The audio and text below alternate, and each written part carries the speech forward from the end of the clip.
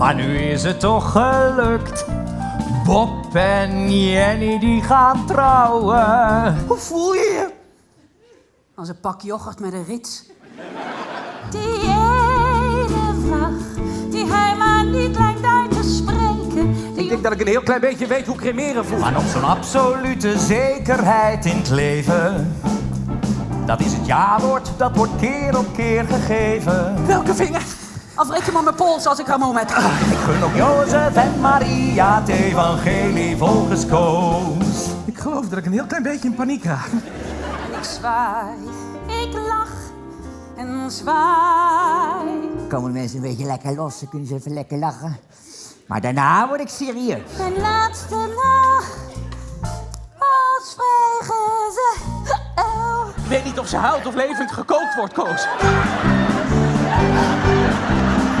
Nee, voor donor stelt wordt ziek, dan krijg ik toch jouw bloed. Nee!